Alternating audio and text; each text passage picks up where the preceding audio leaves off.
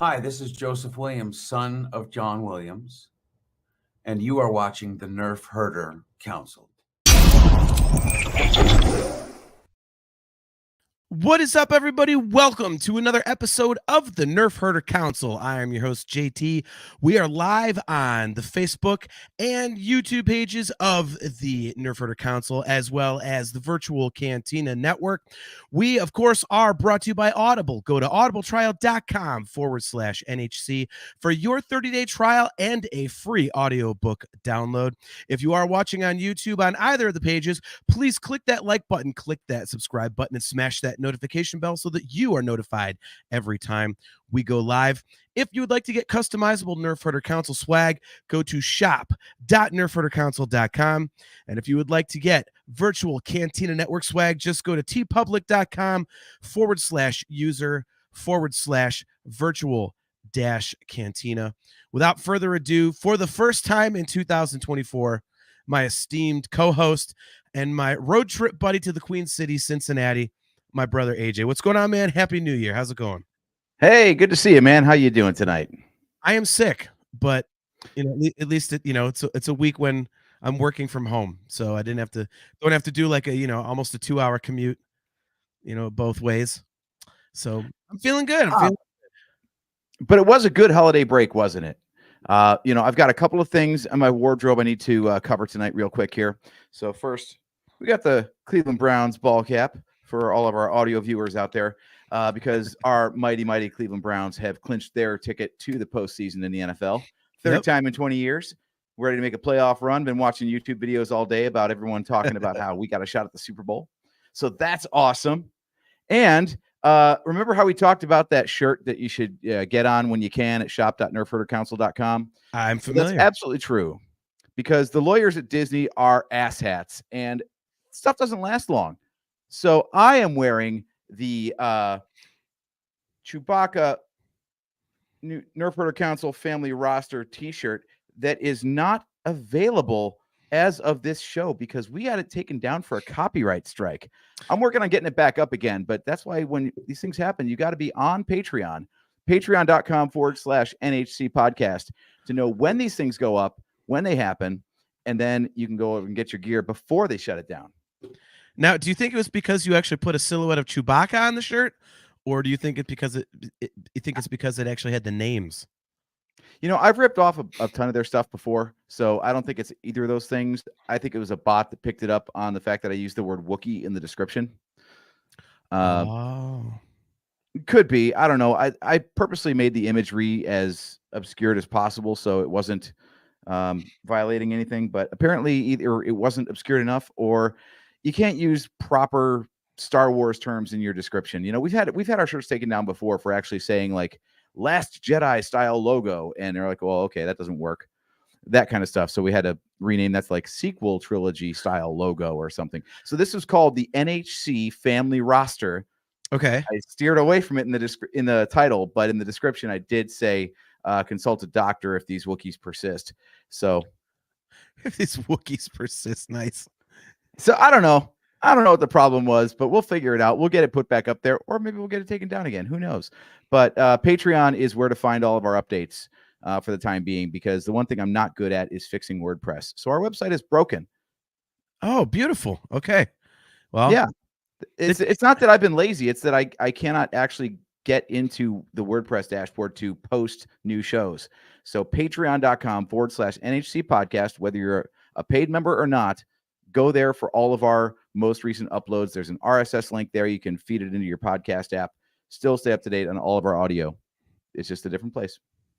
Well, it wouldn't be the NHC if we didn't have crap broken all the time. So, exactly. Speaking of which, real quick, as always, there might be dirty words on this show, and the views of the Nerfherder Council don't necessarily represent those of the Virtual Cantina Network. So we got that out of the way there. Real quick, a few comments here. Our very good friend Kale McLeish says, Happy New Year, Drakes. Good to see you, Kale. Happy New Year to you as well.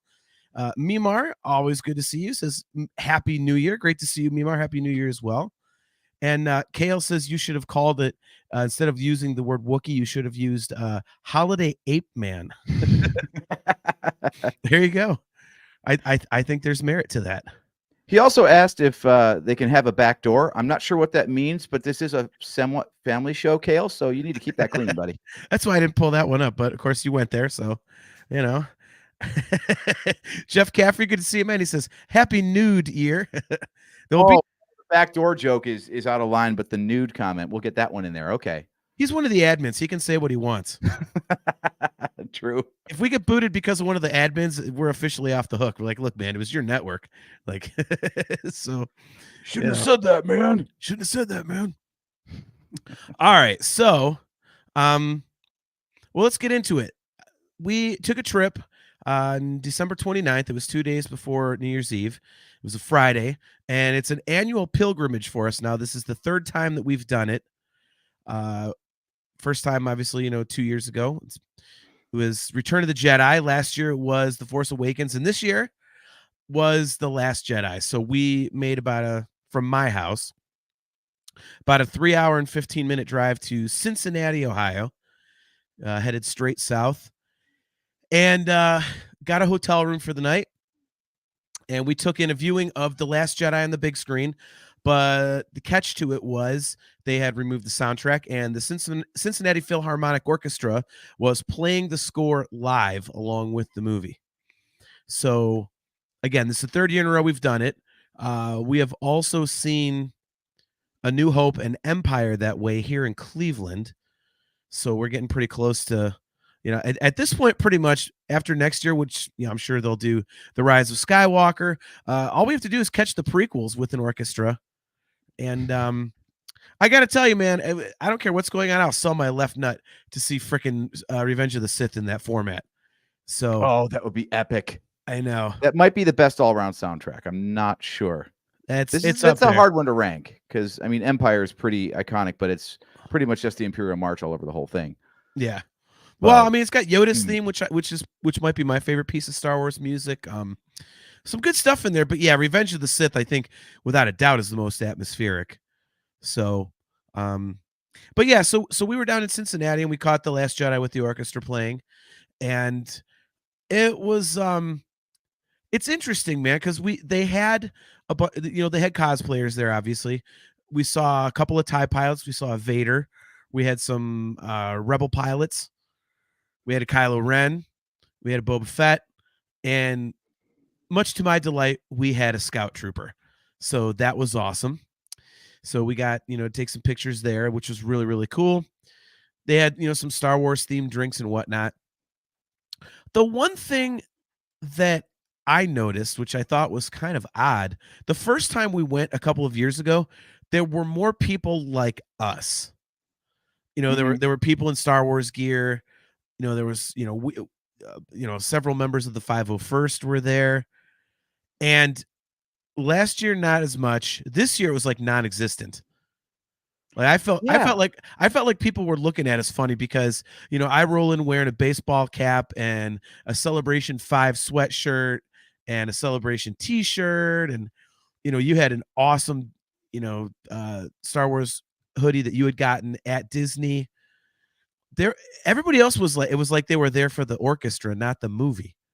They're all dressed to the nines and everything. I felt like a chump, but that's how we roll, though, man. Yeah, I can't go to a Star Wars event and not dress like a Star Wars fan. I would feel weird if I went dressed to the nines with no Star Wars gear. That would just be weird. That would just be absolutely weird. Yeah, I don't understand this idea of trying to make it like a super high class event. It is an orchestral performance, but you're watching a movie. You're watching a Star Wars movie. Yeah. We love it, but it's not like high art. This isn't, Mozart or, the great composers of the Baroque period, Right. All right, so get to some comments here. Jeff Caffrey says that any Star Wars movie with an orchestra is a must-see. The last one he saw was Return of the Jedi at the Hollywood Bowl with the LA Philharmonic. Very, very cool. Kale McLeish agrees with us. Says, dude, Sith Live would be huge. And also says, there's an episode idea for you. Rank the 9 film scores. Now, that is some show prep. That would be revisiting one of our, I think we did that in year 1. maybe year 2. We tried, and that was a task. That's a very big task. Yes. Kayla Dawn Simons, good to see you. Thank you very much for tuning in. She says, a little late, but a musical term for you in reference to the Imperial March. A leitmotif or leitmotif is a short, I hope I'm pronouncing that, Leitmoti, I think leitmotif. Yep. Is a short recurring musical phrase associated with a particular person, place, or idea. It is closely related to the musical concepts of idée fixe. Okay. Idée fixe or motto theme. All right, Kayla, I know you're new to the show. I just like we don't do smart here on the Nerfherder Council. You're using some words that I can't pronounce, and I have a pretty good vocabulary. So I think you might be a little too smart for our show. You might not enjoy what we're doing here. Yeah. Can you go drink it off for like 30 minutes and come back, please? I'm just kidding, Kayla. Appreciate the info. That's awesome. Yeah, we don't usually bring up really cool stuff like that, like actual knowledge. Mhm. So, like I said, idée fixe or motto theme. I may be mispronouncing that. I probably am. But so very cool. Look at that. People dropping knowledge on us, man. See, here we go. See, Kale nailed it. He said, "You're meant to be a musician, aren't you?" Look, Kale, I play instruments. I'm mostly a singer. I never claimed to be a musician. Okay, I just know stuff. You know. Yeah, Kayla's example. She says, for example, what song plays when Vader comes on the screen every time? There we go. Okay, see, that's perfect. A dummy like me, I can get that. All right, so you've got some pictures, I believe, you want to share? Well, I just wanted to call up the one because you were talking about the Scout Trooper in particular. So if you want a peek into the future of what John will look like when he completes his armor, here it comes. This is definitely it. I mean, it's a hell of a good looking Scout Trooper, but he's a little bit husky. I didn't say anything worse than that, but he's a little bit on the large side for our audio viewers out there. I knew that was going to come up. We've seen worse, though. We've seen worse. Now that's true. That's true. Well, and it wasn't like I called up a picture of Porkins on you or something. So, you know, you're fine. True. Yeah, we were. You could be a plus size Scout Trooper. Why not? I have to admit that I had a little kid moment when I saw the Scout Trooper. We were headed up an escalator, and I happened to look to my right, and down on the main level was, you know, Scout Trooper with a TIE pilot and stuff, you know, and I didn't even mean to do it, but I go, "Oh, Scout Trooper!" Like I just bellowed it out, like, "Oop, crap." You know, like, guys, for those of you who don't know, John has 2 moves when he's excited. One is to belt something out at an obnoxious volume that he doesn't even realize he's doing until it's too late. Or he jumps up and down and taps you on the shoulder real fast. See, I'm shaking my camera doing it. Jumps up and down and taps you on the shoulder real fast. Like, dude, Scout Trooper. Yeah, guilty as charged. This was the belting something out. Yeah. It got a few looks. Yeah, and I have to admit, you had a good line. I don't think you meant it to be a line, but you said, I said, man, I really got to finish that armor, but I got to lose some weight first. And you were like, no, you'll be all right. I mean, look at that one. That guy's a little husky. And I was like, God damn it. So, I was trying to take the pressure off, buddy. Yeah. All right. So this is why Kayla's much smarter than we are. She says, I have a degree in music tech. Okay. So that makes sense. I do not. Nor do I. I basically yell at people for pocket money on the weekends. So that's my musical stuff. Kale McLeish absolutely nailing it. Hey, I've said many times that when I finish my armor and go cosplaying, I'm going to be the Scout Trooper that Han, gets tapped on the shoulder or whatever. And just, hey, and that's all I'm going to say to anybody. That is all I'm going to say. And people will be like, oh, your armor's awesome. Hey, hey, man, can I get a picture with you? Hey, I'm going to be the Hey Scout Trooper. So, see, the real trick is going to be to actually communicate with nothing but hey in your vocabulary. Oh, I'll use voice inflection like, hey, man, can I get a picture with you? Hey. Exactly. Did you make a mistake here on the elbow pad? Hey. It all depends on the conversation. Kale says, we got a badass in the chat, I see. Yeah, Kale. I feel like Kayla would do better on my other show. She's got a degree, man. She talks some nerdy music talk on Talking Into Infinity there. I was gonna So- say, music nerds, go to the Dream Theater podcast for sure. There we go, talking into infinity. All right, so let's dig into this a little bit because we've talked about The Last Jedi before. It's we love it. Okay, so first and foremost, we'll get that out of the way. I know this is a very divisive movie, and it definitely has its weak points. We're aware of that. I think the low hanging fruit here, at least for us, is to say that we feel that this is the best of the sequel trilogy. Am I wrong there, AJ? No, we are definitely in alignment on that one. Okay. Yeah. Jeff Caffrey, Spencer better be watching. I was thinking the same thing. Spencer is a huge fan of this movie. We talk about it all the time. Spencer is always watching. Nice. So this is for AJ and I the best of the sequel trilogy, but for us it goes even further. To me, I think this is one of my favorite Star Wars movies overall. We've mentioned it before. To me, this is the most George Lucas thing that they have done since the Disney takeover in whatever it was, 2012 or whatever. This movie just takes chances that none of the other material they've put out. That freaking cold medicine got me all loopy. It takes chances that all the other stuff does not or has not. And every time I watch it, you and I did this several times, just looked over at each other with that look like, oh, it's so awesome, so many times during the movie. And it's just so creative. And I think a word that I would use is ballsy. It's for Rian Johnson to come in there and do what he did with Luke Skywalker was absolutely one of the ballsiest things you could ever do. I know J.J. Abrams killed off Han Solo, and fuck that guy. Han Solo is alive somewhere. But killing off a character, that's just okay. Hey, look, I killed off somebody you love. I think with Rian Johnson to come in there and take, pretty much, the character in Star Wars outside of Vader and completely turn him on his ear is something that you'd never see. You just don't have someone coming in and going, oh, this is your favorite guy ever. Well, check this out. Not the way you remember him. That is taking a chance, like an incredible chance.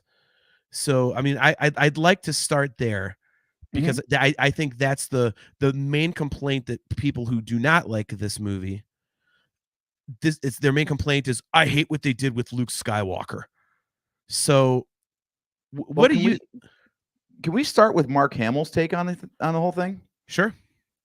Because he's famously gone on record and said that he was not on board with the idea of Rian Johnson's direction for his character.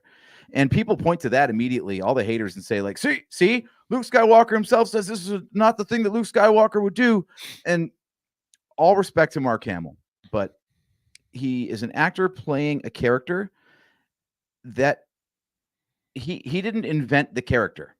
So he has, some background in playing the character, but he never wrote the script. He never created the character from the start. So it is still, at the end of the day, just one dude's interpretation. That character could go anywhere, and Rian Johnson chose a bold direction, which credit for the attempt right off the bat. And also, I think that taking Luke in this direction, ultimately what it did was it put the focus on the sequel trilogy characters by purposely keeping Luke out of the fight until the very end. He let the new characters take the stage and take the spotlight instead of overshadowing everything they were trying to set up from 7 into 8 and carrying on into 9. Yeah. What do you think? No, I would agree with that. And I think it almost, in a way, kind of shines a brighter light on the heroism of, the new characters, because while Luke is running away from the fight, you've got these new characters running towards the fight, even when the odds are at their most bleak. So, it's definitely an interesting juxtaposition, which I think was set up beautifully. Because, at the end, the thing that I never understand is that, people say, oh, I hate what they did to Luke and everything. Like, but at the end, he does the most Jedi thing any character's ever done in in the saga. The whole force projection thing, and he sacrifices himself, and I mean that's the most Jedi thing ever. He basically used it. It wasn't for attack. The force is used for knowledge and defense, never for attack. And it was just brilliant. And the other thing about it to me, on top of your point saying that it puts the focus on the new characters, I think it makes sense. That's the one thing that I've never understood.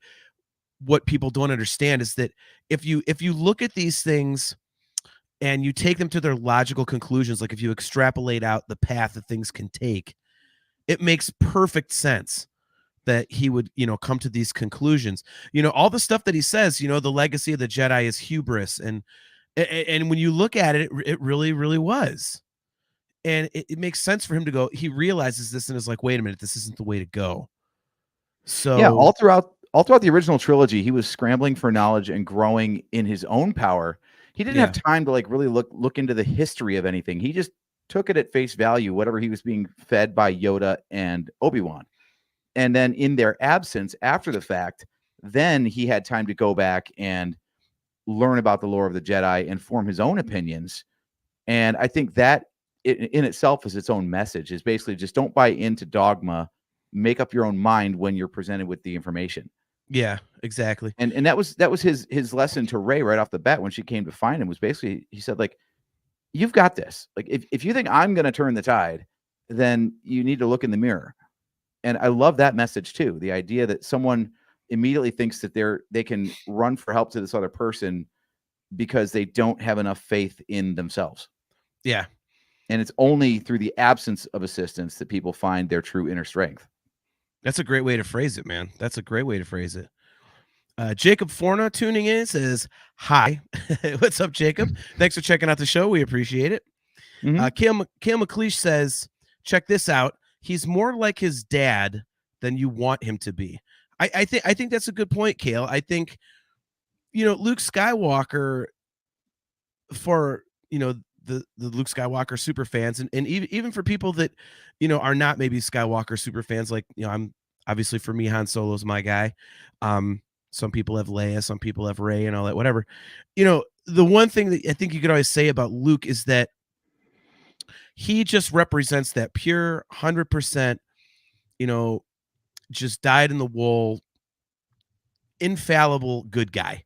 There's nothing evil about him whatsoever.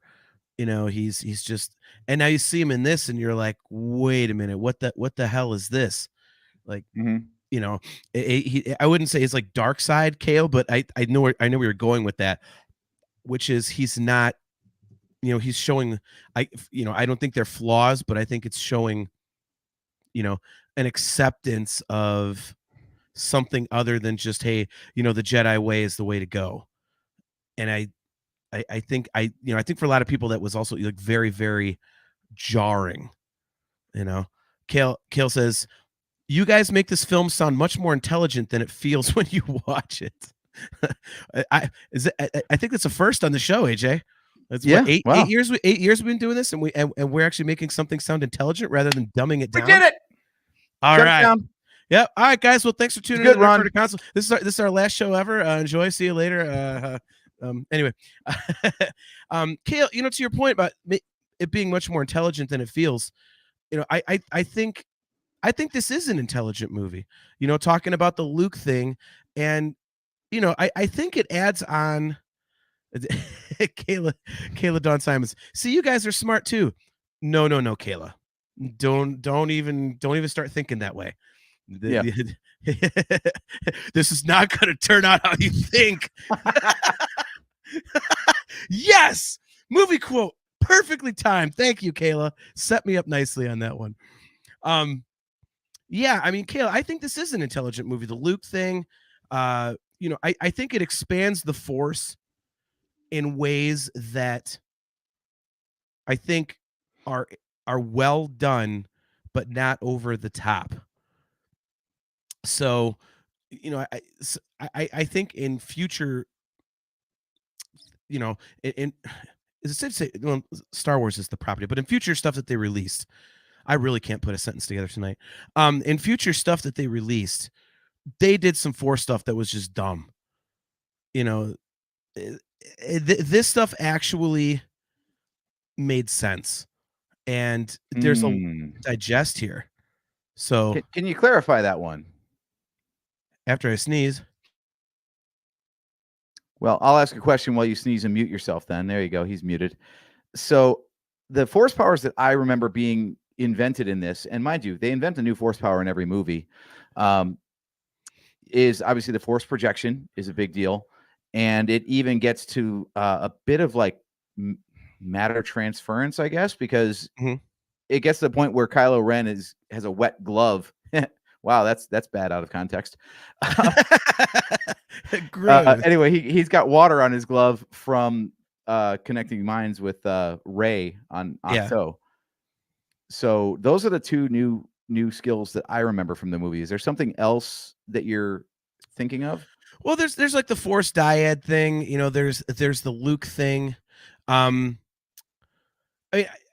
I didn't say that, meaning there's like 18 different examples. I mean, way to call me on the carpet, you dick. But No, but you said in future movies and stuff they've invented like dumber force powers, but I don't remember them like in episode 9 where they're basically teleporting stuff around like lightsabers. It's just an extension of the water that we saw happen in this one. I guess I just I don't know. That's excuse me. That's a topic for another time. Spencer is watching. Spencer is late for the party. Yeah, I just like I said. I mean, there were other things like in the cartoons and whatnot. I was like, "Are you serious? Give me a break."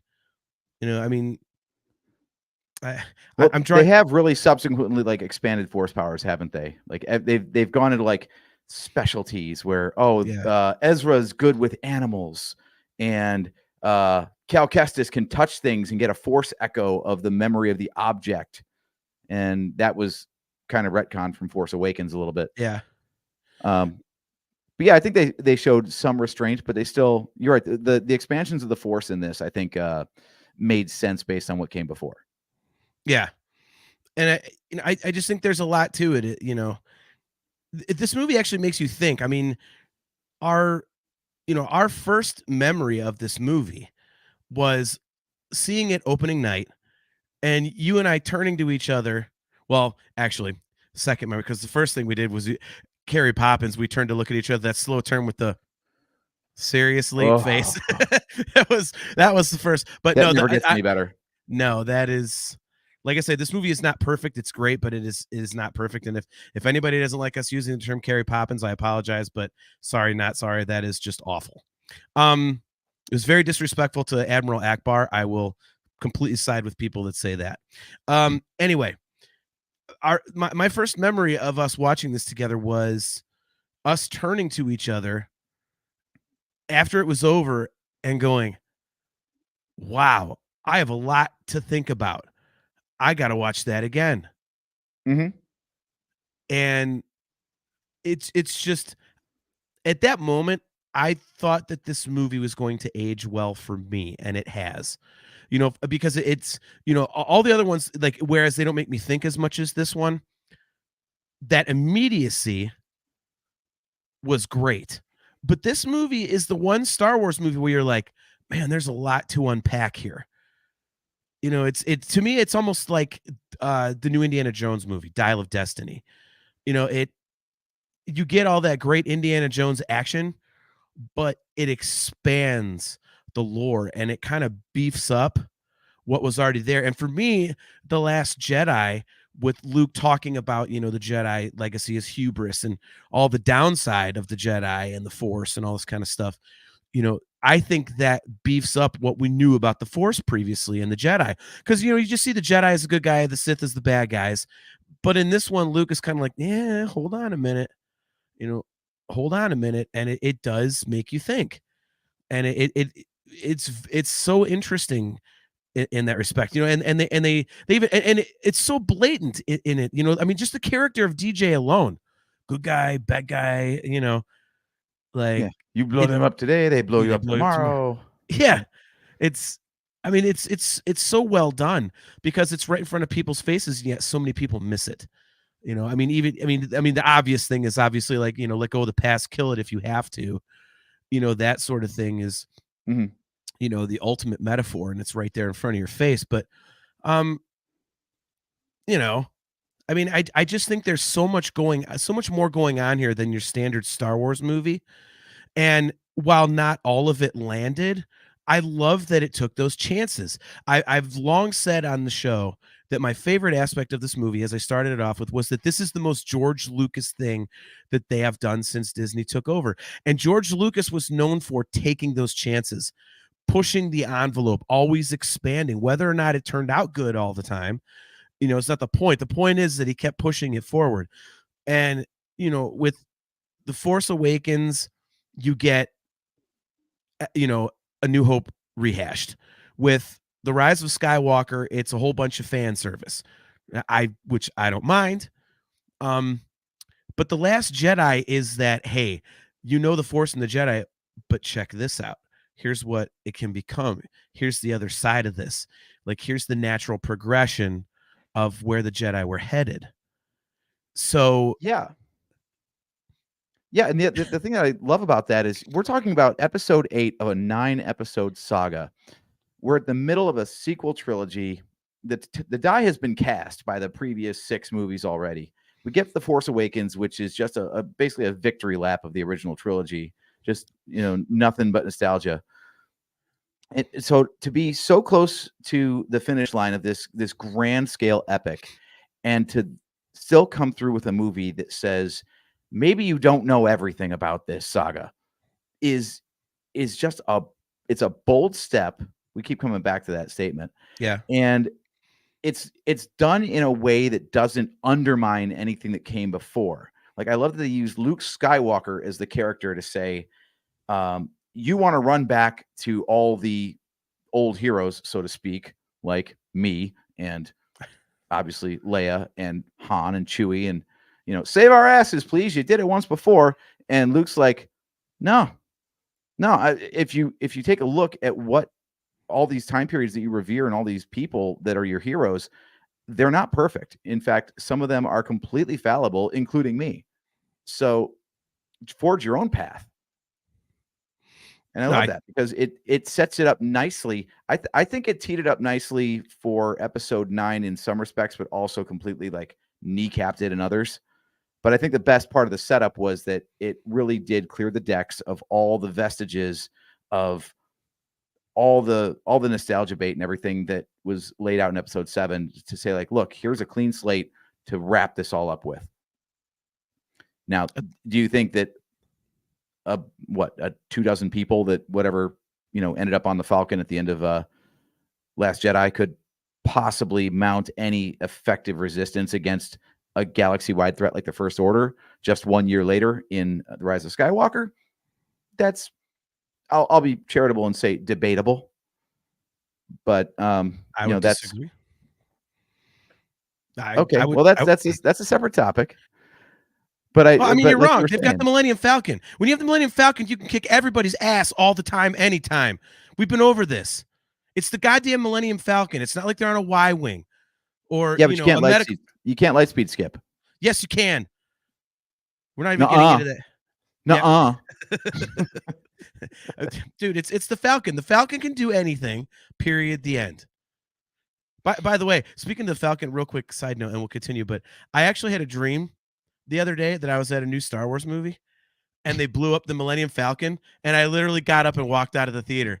And all my friends were like, dude, are you really like leaving the theater? I'm like, yeah, I'm leaving. I'm done. I'm done with this. You'd be done. I'm getting my tattoos removed and everything. I'm not watching this shit. Like, I'm not. I fully believe that, actually. Like, you can sit there and stew in Han Solo getting sabered, but no one blows up the Falcon. No, you can't do it. Mm-hmm. It's like there's certain things that are untouchable, which might be a whole nother episode, but you can't blow up the Falcon, you can't kill R2 and 3PO. It's like, in The Rise of Skywalker, how horrified were you when they killed Chewie? They handled that, they handled that poorly because they didn't let it play out long enough. It was like, oh God, they killed Chewie. Oh, he's back. Okay, never mind. They had me hooked. They had me hooked at that point. I had it hadn't sunk into me yet, so it was like shock, shock, shock. Oh, he's back. Like I think they could have played it out a little bit longer, but Mhm. so Spencer, Spencer is all over the comments, man. I got to bring up Yeah. some of his stuff. Spencer, I love you, man. He and I just wax poetic on this movie whenever we can. It says the Battle of Crate is the most beautiful widescreen in Star Wars. I said it. I can't argue. I can't argue. Let's see. He says Force That's another Awakens thing. is Diet A New Hope. He also says, oh snap, they're making people think. God forbid. That's another thing. The visuals in this not only are beautiful, which definitely a callback to George Lucas in that, but they make sense. Like, Yeah. a lot of the shots that happen in the J.J. Abrams sequels are just for the sake of having the visual, even if they don't make sense where they're placed. Like the one I absolutely remember is the scene of the TIE fighters approaching in Force Awakens with the setting or rising sun directly behind them. Great visual, great Yeah. shot. It's not that time of day. Like the preceding shot and the following shot very clearly established it's basically like noon. The sun is directly overhead, or suns. I don't know how many are on that planet, but the sun is not where it is in that one shot of the TIE fighters. But you know what? That one shot looked cool. So who gives a shit about continuity? Like that stuff drives me up a friggin' wall. Or, you know, the perfect formation of the 10,000 Star Destroyers, you know, over Exegol in Rise of Skywalker.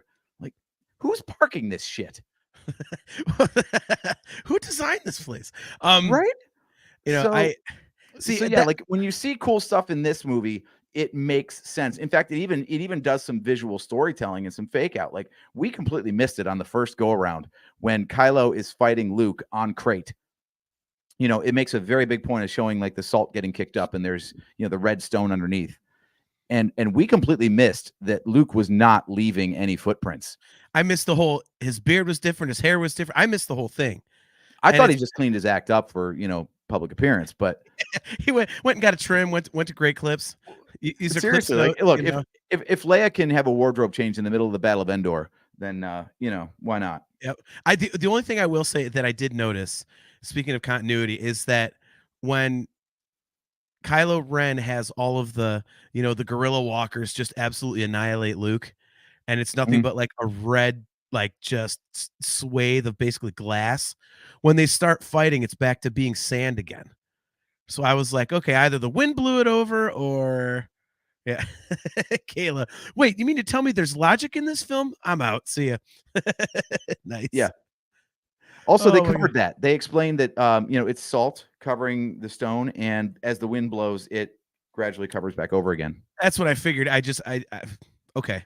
I'll let him I'll let him do that. Kale McLeish has a Kale McLeish has a good comment. He says Ryan actually had the conviction to do shit we were gonna hate and make it stick. JJ was like, imagine if Chewie got killed. Gotcha. That's a Yep. very good point. I mean, there's a certain conviction. You know, again, it takes a lot of balls to mess around in this sandbox and be like, all right, we're going to turn it on its ear. And, you know, he did that. Whereas I think J.J. Abrams was afraid to do that. You know, it's, you know, like Spencer said, Force Awakens was Diet A New Hope. And then I think everyone agrees that The Rise of Skywalker was basically made for people like me. You know, the middle-aged Star Wars fan who grew up with Star Wars as a kid. And hey, remember all this? It was like your term, member berries. It was member berries for most of the movie, which is why someone like me, I don't mind it. I know it's a mess in terms of the story and whatnot, how they paid everything off, but it's still like there's so much cool stuff that I enjoyed. I was like, oh, cool, I love all this. So, you know, okay, okay. So Spencer makes another comment, I have to call this out because I still can't believe that you missed this. Spencer says, can we say that Broom Boy represents all of us who played with Kenner toys? Yeah, I mean, there was even that, you know, at the end of The Last Jedi, I was like, that was a little bit of fan service, I thought, with the little kids, you know, doing the Luke Skywalker fighting the Walker thing. But with Broom Boy, it will always surprise me that at the end where he like reaches out for the broom and he like force pulls it to himself that little bit, that you never caught that. I was like, you Not didn't on the see first that? watch. No, not on the first watch. I was like, wow. I mean, and I'm no one to talk because I miss everything. The first time we see a Star Wars movie, I mean, you know me.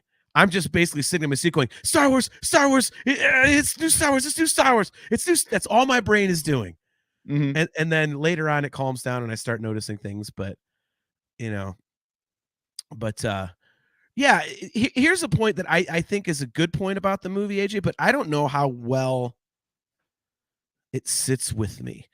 Spencer says, anyone can have the Force, not exclusive to a Skywalker. I think that was cool.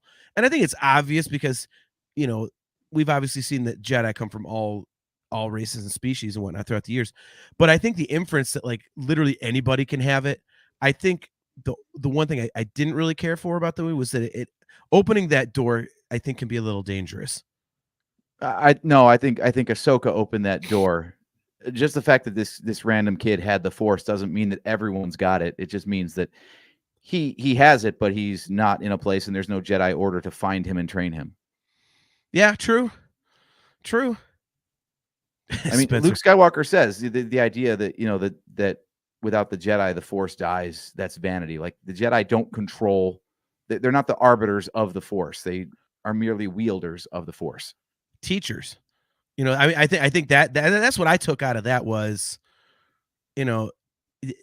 there'll be no teachers. Like what happens when no one can teach it? That's the thing. Like you may have these weird powers and whatnot. And, Luke Skywalker. And the Force will still be there, whether there's anyone around to teach or not. It may, the knowledge may pass into myth. Much like, that's what they're saying about all these Force powers as they get invented. It's like, oh, like the Jedi of old knew all this stuff and then was lost to time. I think that's what Luke was saying, was that the Force will still be there, whether people are aware of it or not, or understand it and know how to use it or not. Yeah. So this idea that just without the Jedi, all of a sudden, poof, no Force. No, that's not how it works. Yeah. Moving on to a different point that I wanted to make about the movie. I think that this one feels it's much more personal in scope, I think. You have, the resistance is down to, these like 30, 40 people, whatever the hell it is, not this big overarching thing. The Luke and Rey stuff on Achto is, that's very one-to-one, that kind of thing. And, something about it, just the presentation didn't seem huge to me, to the point where like Snoke's throne room and the Canto Bight Casino felt a little off-putting compared to the rest of the movie, I think. Like, but I mean, first of all, I will say I don't really care for Snoke's throne room. He's like, I'm just going to put a big red carpet over everything in this giant ass room. Like, okay. And then Canto Bight, like I felt like the backgrounds were kind of plain. So it felt like it was a casino that had just opened the day before. It was like the soft opening of a casino when they still weren't quite done building it out, putting all the cool tapestries and pictures on the walls and stuff like that. So I've always kind of had that vibe out of it. But yeah, I mean, Spencer, I mean, he's probably being funny, but he says Snoke's throne room seemed like they ran out of money. Like, yeah, there was nothing there. Like part of the coolness of, the Emperor's throne room, on the Death Star and everything, was that it was, it was big, but it looked like it was industrial and stark, and there were things going on visually to the eye that were interesting. Snoke's throne room was, again, just a big crap load of red with some red guards in front of it, and then him sitting there on that,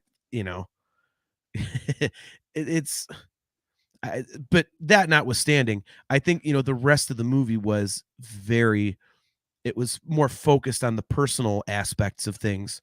You had what was, Poe and Leia, Poe and Holdo, obviously, like I said, Luke and Rey.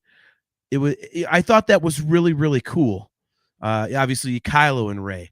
There were all these like interesting interpersonal things going on a very micro level.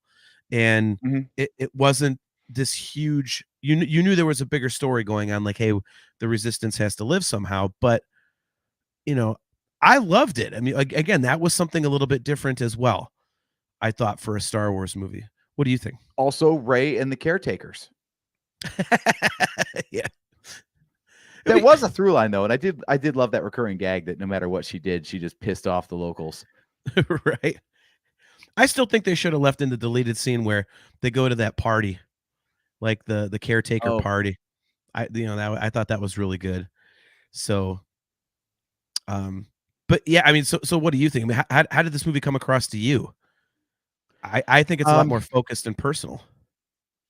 I think everything in this movie, as grand in scope as everything is in Star Wars, in terms of like, it's thousands of years instead of hundreds of years, and there's 10,000 star systems instead of like 100 star systems, and you can never seem to land closer than like 5 miles from wherever you're trying to get to, and then you got to hoof it from there. Right. Everything's a goddamn journey. Like everything is to the nth degree, and I felt like this kind of carried on that tradition, at least, where you had, oh, well, you thought a Star Destroyer was big. Well, check out the First Order Star Destroyers. Oh, wait, we've got this thing called a Dreadnought that's bigger than that. Yeah. And holy shit, have you seen Snoke's ship? Yeah. Like, so they played with scale to like a ridiculous degree, which I think was supposed to be an homage, not a satire. But I mean, at some point you're like, God damn, you're flying around half a planet at this point. Like, how many people must have been on Snoke's ship? I mean, that part was ridiculous. So I think they were really pushing the idea of like the overwhelming might of the First Order, like the unstoppability of this juggernaut compared to this little spunky little band of resistance fighters.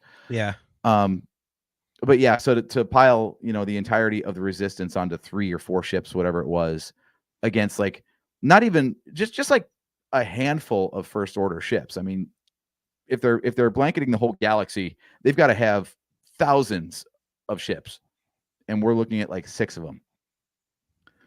So I get where they were pushing that, and I think that's what you're talking about, is where you have the grand scale of the story, but it's told through the personal relationships, the understanding. And I think that was kind of the theme throughout, like Broom Boy, the idea that like one person can make a difference no matter how great the odds may seem. So sure, we've only got 4 ships, 40 people, whatever it is, against this overwhelming fleet of people behind us. And that's just, the pinky nail of the First Order. It can still happen. Yeah. And I love that. But the fact that they really connected that story, rather than like the prequels where George fell in love with the CG and he showed the biggest, grandest battles he ever could because he was never able to before. And those kind of fall flat. I mean, you can watch clones and droids get mowed down all day long and not really feel anything. But when you've got individuals with names, faces, and motivations and goals clashing one-on-one, that's something that we can relate to. So I think the story is told through the characters against this backdrop of a grand conflict that we can't even comprehend. Yeah. Spencer phrases it very well. He says it localized the plight, not just the grand scheme. Yeah, and to your point about the battles in the clone, in the prequels and stuff, I'm going to disagree with you when you say, oh, seeing droids and stormtroopers getting mowed down gets old. I would disagree, and I think it's kind of a natural progression. I think after the original trilogy, you had, we had heard about the Clone Wars. Okay, what is this? You heard about this galactic conflict. Well, now they're able to give you the galactic conflict, so we saw it. Well, now with The Last Jedi, that's almost the next natural progression. Is like, okay, let's break this down. Let's make it personal. Let's take this giant struggle and make it so that's like the next thing. It's like you go from the biggest to like the smallest, and Mm-hmm.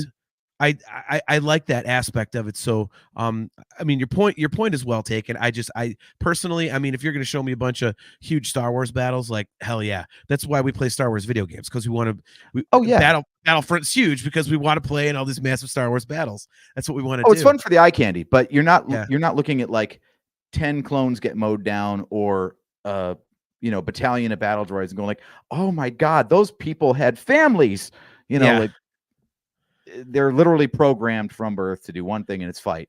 Yeah. And when you fight, you die. So Yeah. it looks great, but there's no connection to the individuals dying on screen, as opposed to, when Rey's about to crash the Falcon in Force Awakens, you're like, my butthole clenches every time. Like, oh my God, is she gonna make it? Like, Right. I love that phrase. Yeah, I think one of the other things that I love about The Last Jedi is there's at least for backed me up there. by Kayla. Yeah. Kayla says that's when they become people as opposed to just characters on a screen. Yeah, I completely agree with that. And I think that again speaks to our point earlier, Kayla, of talking about how Ryan Johnson took chances. He kind of stayed away from that massive space battle feel, and it was down to just a few people, kind of like eye to eye. It wasn't just fleet to fleet. It was like two people eye to eye type of a thing. The other thing I think about this movie, and maybe this is just me, but I think there's a lot of tension in this movie, at least to me, like kind of like you're waiting for someone to come help. I was thinking the whole time, like, well, it can't just be, these, 30 people left. It's, that's not how it works. Like, what the hell's going on out there? Like, when are they going to get help? And they're just, the little shuttle ships are getting mowed down one by one and things like that. And, Holdo has to pull off the Holdo maneuver to get him down to the planet's surface, to get to the base on Crate. And especially, I mean, it was probably obvious to everybody, but when they send out, Leia's distress signal at the end there and nobody comes, like, oh, the spark is out. And I'm like, dude, no way. Someone's got to hear that. Like, how are they going to play this out? Like, when's everyone coming to the rescue? Like, there's a kind of like, where is, where is everybody? It was always a little bit tense. Like, is there help coming? And it really doesn't. So at the end, all you really have, it goes back to this whole concept of hope that they were espousing.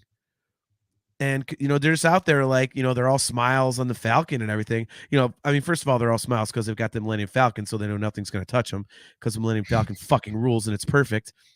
But, they're all smiles like, oh, we got this. And it's like, okay, well, so who's coming to help? Like, how is this going to happen? How are they getting out of this?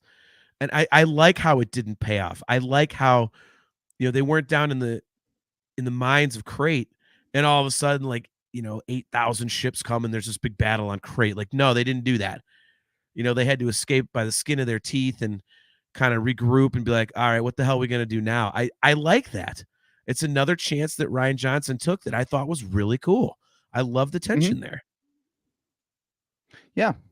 Yeah, it was like the Battle of Hoth, but at the end of the movie instead of at the beginning. Yeah, very, very good point. Very good point. I mean, and that's one thing other people have said. There's definitely some Empire-esque stuff in this one, and I could see that, I suppose. But I think it was handled enough to where, for me, I had to have it like pointed out pretty blatantly for me to go, oh yeah, I guess you could make that comparison. All right, I gotta call Jeff out. Jeff Caffrey says, I'm an expert Falcon pilot. You cannot tell me that you got through without dinging up that ship.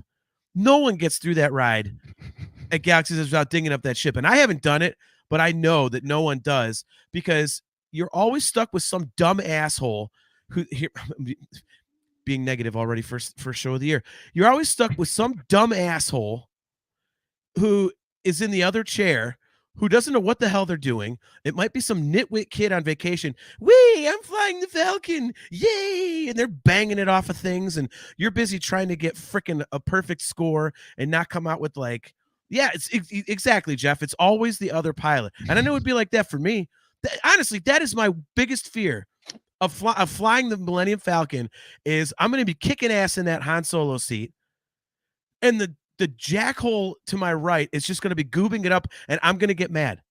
And I'm going to yell at somebody that I don't even know and go, what the fuck are you doing? Come on, get with the program. This is a Falcon, not a 78 Buick. I'm going to be so mad. I'm like, bro, you're digging up my ship. What are you doing here? And I know I love the I'm being idea a- that the I'm piloting being an controls are asshole. actually canon, where like Han can only go up and down, and Chewie has to go right and left. It's not fair. So that's what you're going to be doing. You're just going to be going up and down like a motherfucker, and just praying that your Chewbacca is going left and right in the correct way. Oh, I'm going to lean over and grab the damn wheel to go left or right if they keep screwing it up. I'm like, get your hands off of that. You would too. I would. You would too. And again, you're going to have like. Well, full disclosure, I know I'm being an asshole and I'm not being friendly, but I don't care. It's the Millennium Falcon, and I'm not having my time ruined by some moron who's just there to have a good time. This is not a good time. I have to smuggle for Hondo Tanaka. I think I got his last name wrong, but I don't care. I was on a negative money run. I owed Hondo money at the end. See, that's not happening with me. That's not happening. It was hilarious. It was outstanding. And another thing I'm going to do is when they're handing out cards, if I see them handing out a pilot card to someone for me, I'm going to reach out and grab, like, thank you. Like, it's just not happening. I'm going to fly in the Han seat the first time I ever ride that ride. That's just how it's going to work. Whoever's in that line needs to understand that is how it's going down. I'm a bigger fan than them, and I don't care if I'm gaslighting or whatever the hell the goddamn term is. I'm probably wrong on that. I don't care if I'm being a jerk. I'm flying in the Han Solo seat the first time I fly the Millennium Falcon, period, the end. Moving on to The Last Jedi. Yeah. I mean, you are the bigger fan, unless your diet starts. Here it comes. Jeff, they don't hand out the cards anymore. Yeah, because of people like me. Yeah, they knew you were coming. Exactly. They're like, oh my God, look at that guy. And Kayla, you get bonus points. First time viewer, and she's already bringing up some great show stuff. Hoth, I think you mean Colt. I'm on after the band. Yep. Anytime you're quoting Family Guy, Star Wars, or you're quoting the Robot Chicken Star Wars, you are definitely in the right spot here. So Chris Spencer Colvin brings up a point that I was going to talk about. Okay. He says second movies are the best in each trilogy. I said what I said. Yeah, I was actually going to mention just from a story structure Wait, standpoint. Whoa. Nice shooting, Tex. He's saying that Attack of the Clones is the best movie in the prequel trilogy. I believe that's what he's saying. Spencer, if you're saying that, then we have an episode to have, which is we're going to do a cage match. I do album cage matches on my music show where we take an album and we pit it against another, go song by song. We're gonna do a film cage match, the first ever film cage match here on the Nerfherder Council, and it's gonna be you on one side defending Attack of the Clones and AJ and I on the other, or at least me on the other side, representing Revenge of the Sith. Because there it is. Jeff Carlos Spicy Wiener. All right. I think more likely is that Spencer forgot about Attack of the Clones. Oh, he says I said what I said. Oh man. He says I said what I said. I tried to bail you out, Spencer. But from a story structure standpoint, I think the second movie in a trilogy tends to be the best because it has the most opportunity and the least chance for failure. Because you don't have to establish anything. It's already set up for you in the first movie. And the third movie has to resolve itself. And we all know basic story structure. Like, we didn't think we were going to walk into Rise of Skywalker and watch the Resistance get wiped out and the First Order reign supreme over the galaxy, did we? So you already know where the story's going in the third act. And in the first act, it's just setting stuff up. It doesn't have to pay anything off. So the second act is all about subverting expectations. So of course that's going to be intriguing because it's going to turn everything that you already knew on its ear, but it also doesn't have to pay off any of the questions it sets up. I think that's very astute. I would completely agree with that. Yeah, I honestly, I think you said it all right there. I don't have anything to add to that. I would completely agree with that. I mean, that label to me doesn't apply to Attack of the Clones per se, because Attack of the Clones kind of stands on an island in that it's, you know, when we've talked about that movie, I'm on record as saying, to me, that's more like a mystery, like a whodunit, than it is like furthering. I mean, it furthers the story, but it's more of a whodunit type of a thing. Whereas, you know, your description, completely describes Empire and The Last Jedi. So, you know, I would agree there. By the way, Christopher Colvin, I wanted to bring him up earlier because he tuned in and want to say, hey, so thank you for tuning in. One last point on the Millennium Falcon thing. He says, people that ride that Smugglers ride. Run. Yeah, Smuggler's Run. Thank you. People that ride Smuggler's Run don't get that it's scoring. You need to bring only friends on board with you to make sure you win the bounty. That's very true. Which Thankfully, means you got to travel in a pack of 6. well, but thankfully the VCN guys go there all the time, so I'll be able to find somebody, you know, and then I won't want to yell at them. So that's good. Yeah, some perfect examples of your sequel example, dude. Spencer and DQ, my dog pound buddy.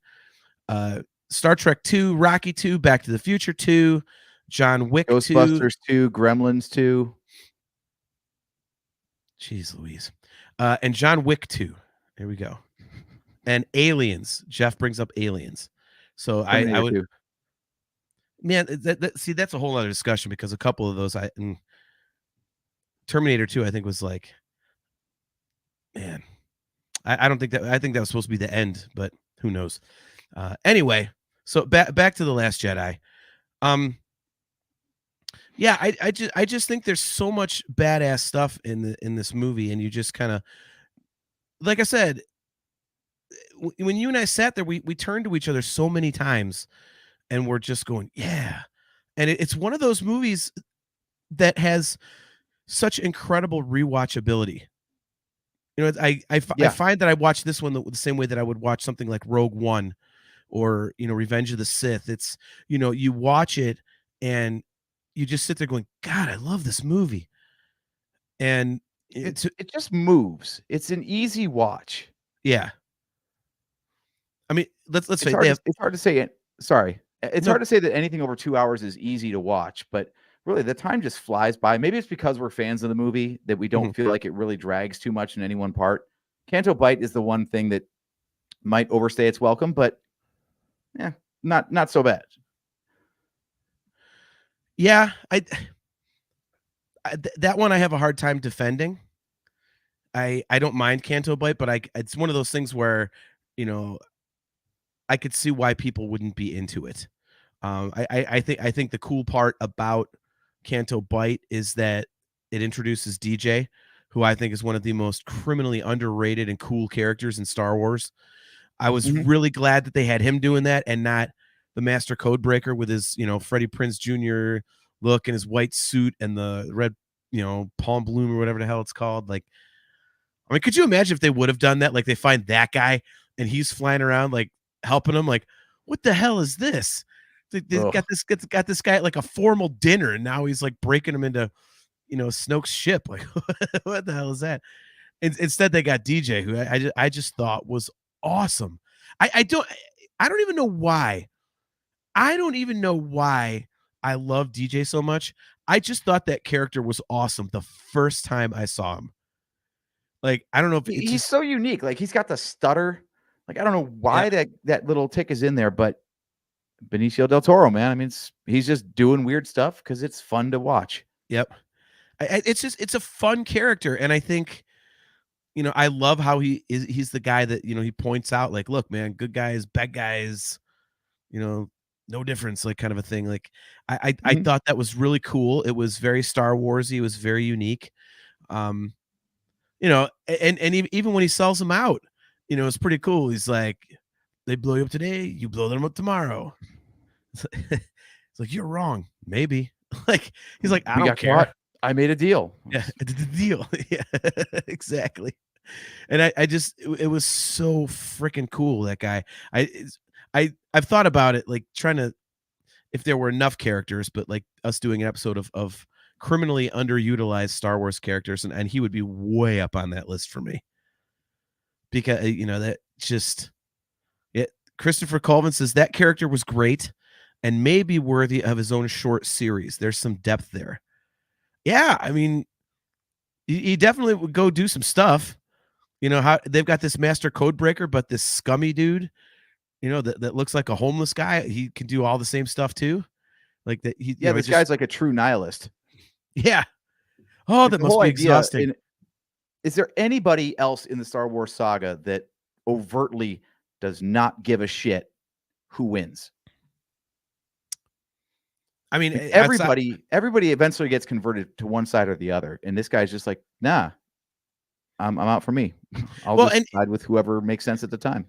And to your point, I was gonna say, I mean, maybe you could say bounty hunters, but they never show bounty hunters as like working for the good guys. It's always they're hunting down the good guys for the bad guys. So you can't really say that, you know. All right, Spencer, all right. He says Watto. Watto doesn't care as long as he makes money. I'll give you that. Only money. I wish I had a good phlegmy throat. I love that voice, but I'll never be able to do it. Yeah, that's a difficult one. I can't do any good Star Wars voices, so I can just do Patrick Mahomes. Hey guys, I'm playing quarterback for the Kansas City Chiefs. And even that's not good. It's just making fun of him because I'm tired of Patrick Kermit Mahomes. Wait, what the hell was that? He does have a weird voice, and people always compare him to Kermit Mahomes, or Kermit the Frog, I should say. But look at Spencer Kitster. Nice. Oh my God. I guess you could say the Jawas. So, but that you know, I mean, look at this. I mean, this is it's taking us quite a bit of thought to kind of come up with an example. So, but yeah, I just think that DJ was a really cool character, and it was interesting. He was the one character like I thought kind of served a purpose, because you know we've talked in the past about how each of the sequel trilogy movies are constantly introducing new characters, and like, you know, sometimes they're unnecessary, it seems. You know, Janna in The Rise of Skywalker, like, did we really need that character? I mean, at this point, we just want everything to pay off. Like, introducing a new character now seems kind of superfluous, you know, like Zori Bliss or something like that. But, you know, with DJ, at least it was a case of he was there to, you know, kind of directly, you know, say exactly what the point of this of the narration was. You know, good guys, bad guys, you know, who can tell the difference type of thing. Like, I thought that was cool. So it was a more purposeful addition, I thought. Uh-oh. All right. All right. Kayla says, I'm going to throw a wrench and see what happens. A little ways back. You guys are going to be so mad. Uh-oh. All right. Oh, great. Now we get to wait on that one. If you're going to tell me that I shouldn't kick people out of the way to get on the Falcon, like that, you're just going to be wrong. Oh, she says Jar Jar. Okay, where is this going? Are you saying Jar Jar was neither good nor bad? Please don't be doing the Dark Jar Jar thing, Kayla. Please don't do that. Look, Jar Jar was stupid, but he was not evil. Yes. You can't have evil Jar Jar. You can't. You can't have evil Jar Jar. It's not a thing. As much as the Aftermath trilogy of books is a hard thing to get through, the interlude with Jar Jar is really sad. Yeah, I don't want to read it. It just addresses he's basically a street clown. Yeah. In the time of the sequels, basically he's a pariah. It's exactly like what Spencer said. He says Jar Jar is the cause of the Empire, and that's it. Like, he got swept up into events that were way too big for him to understand, and he got manipulated and did something horrible. And he's like entertaining kids on the street in the time of the sequels because he's just got nowhere else to go. Kale, Mr. the Lord of the Sith. In the book, though, like, as much as they make him a street clown, don't they kind of redeem it? Doesn't he like turn around and do something good or get off the something like that? Like, I've never read it because Chuck Wendig was such a dick on social media that it made me not want to read his writing. But yeah, the overwhelming theme is that he's still out there just doing even the smallest of good acts by entertaining kids and being a goofball, because that's what he's good at. And he just wants to make people happy. So they didn't turn it around. It's just they leave him as a street clown. Yeah, they leave him just being a street performer because at least he gets to like put the smile on like one kid's face a day, that kind of thing. He's just still out there just trying to be nice to people.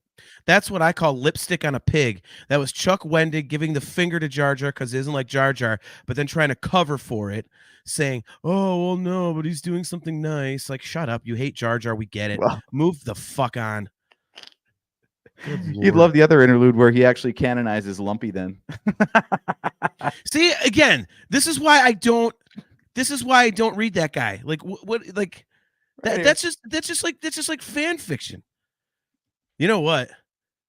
I'm telling you, if he can canonize Lumpy, we got to get a job, and we got to canonize Rashy, Discharge, and Crappy. Crappy.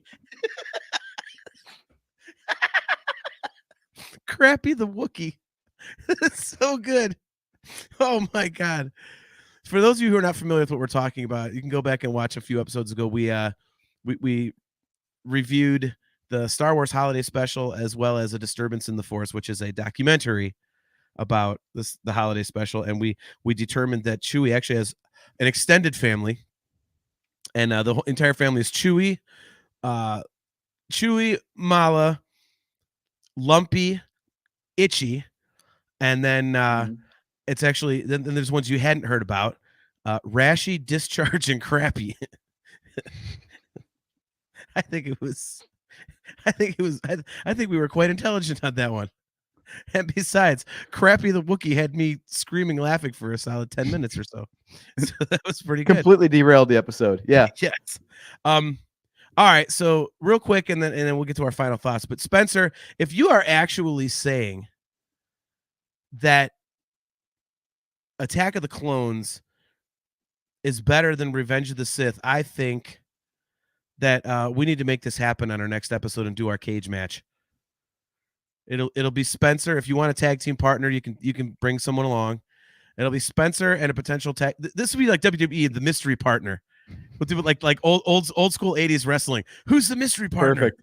So Spencer and a potential mystery partner versus me and AJ in a movie cage match. It'll be Attack of the Clones versus Revenge of the Sith. So I think we should do that. So if you can do it in 2 weeks, Spencer, let's get this going, man. So, all right. So final thoughts on The Last Jedi. For me, every time I watch it, it gets better and better. I think, Spencer, bring it, Purgle fucker. Nice. We could swear on our show. Remember that? Remember, Kale or Spencer? We can do that. Thank you for not typing it in the chat, though. Yeah. I think you should watch out for Kale though, because he's saying he's going to bring Tim Morris into the fight. That's fine. And he could. That's They're fine. neighbors. Hey, that works. I met Tim. We're basically friends now because I took a picture with him at poolside at Celebration. So he and I are bros. So plus I know how to say words in New Zealand with an accent. So there you go.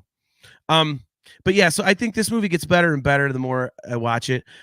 It was an awesome experience seeing it with the orchestra. It was almost, we said almost like a 4D experience. It kind of added an extra dimension to it, which it does whenever you watch a movie with the orchestra playing live. But I thought it added, like, that environment added a certain extra depth to it that was really, really cool. I think there's some great music in the movie, and I think with the orchestra doing it live, you hear a little bit more of the subtle nuances. So I thought that was really cool. And again, I just find this to be one of my favorite Star Wars movies. And when it came out, I never thought it would be. I liked it more and more. But this one just has like a staying power that, for me, the other sequels do not, as much as I do enjoy them. But The Last Jedi has a staying power for me, and I just love how it beefs up the things that come before and after it. I'm a huge fan of that. When you can give me a 2.5-hour movie that I enjoy in and of itself, that also adds to my enjoyment of the other things around it, I think that's a very difficult thing to find. And so I absolutely love this movie for that reason. I absolutely love the Luke Skywalker, angle in this movie. It was very logical to me. And again, I thought it added to the Luke character. So I just think this movie is enjoyable all the way around. And it's really cool to have that one Star Wars movie that, like, we mentioned earlier, makes you think. You contemplate things and you see things, there we go, from a different point of view. Yeah, so I absolutely love it. I think it's great, and I think it's very underrated. And I agree with Spencer as my final point. He says 20 years from now, it will be looked at as the turning point. I would agree with that. I could see that happening.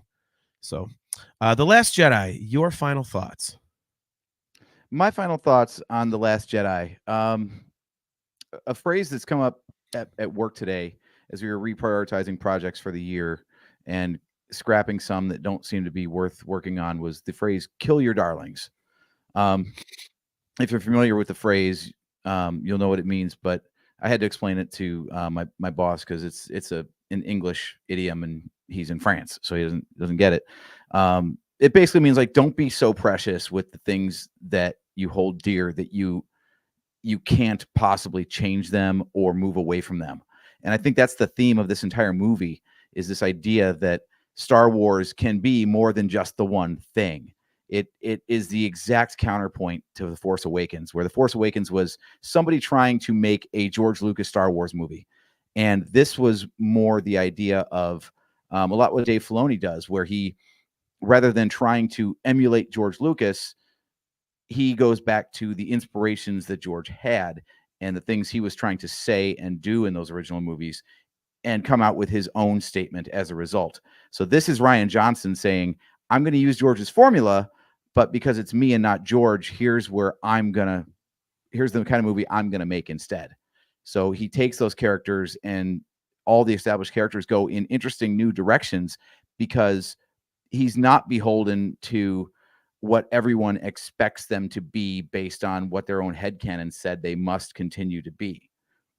So you get Snoke dying, you get Kylo Ren taking over, you get Rey being nobody, you get Luke being this broken old miserable guy, you get Yoda telling Luke like give up on this idea of what the Jedi were and just let the future unfold as it will.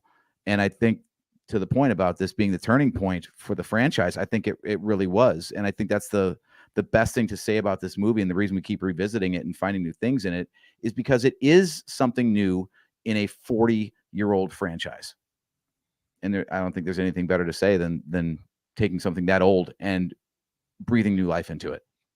Yeah, I completely agree. And one thing we didn't touch on, and I was last little thing here, and we'll jump out. But yeah, I mean, even Snoke, the way that he got killed, like you don't see, you saw Maul get carved in half or whatever, but it was an interesting way for him to get killed. He got bested by someone he didn't, I cannot be killed, I cannot be beaten, and he did. It was okay at a time when you didn't think so, because usually, the big bad guy death comes at the end of a trilogy. This did not. It's like, okay, well, now what? Now who's the bad guy? So even that was great. It was different and something fresh, So, all right, well, that was awesome, dude. We will talk to Spencer and see if he's willing to step into the octagon against us in 2 weeks here to do a cage match, Attack of the Clones versus Revenge of the Sith. So we'll see. But yeah, that was a blast. It was a great trip. We had a great time watching some football and watching some Star Wars and hanging out. Very cool. And appreciate all you guys in the chat for tuning in. Great to see some new faces. Kayla Don Simons, great to see you. Where did he go there? Obviously, Kale and Spencer, great to see you guys. Jeff McCaffrey, Christopher Colvin, great to see you. Appreciate you tuning in. Blast. The chat is always my favorite part, dude. I just love the points that they bring up. Kayla's, let me know if you need a ring, girl. That would be hilarious. Oh my God. We'll have like a list of points, and we'll just have her on one camera just hold like a little Post-it note with a number on it, like with the right. round number. It's just like the most low budget shit we could possibly think of. But yeah, thank you guys very much in the chat.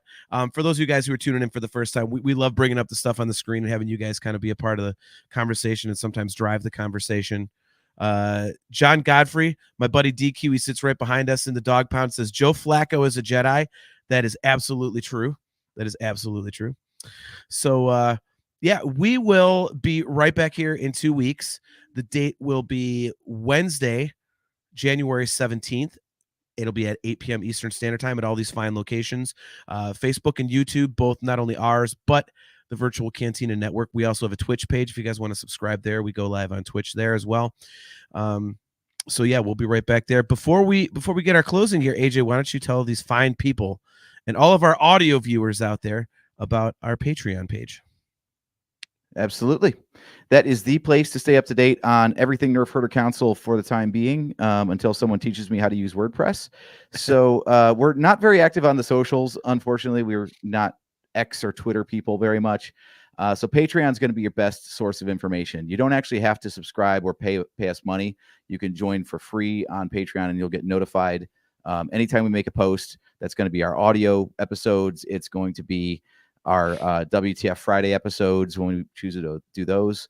Any announcements about shirts getting put up or taken down will be put there as well.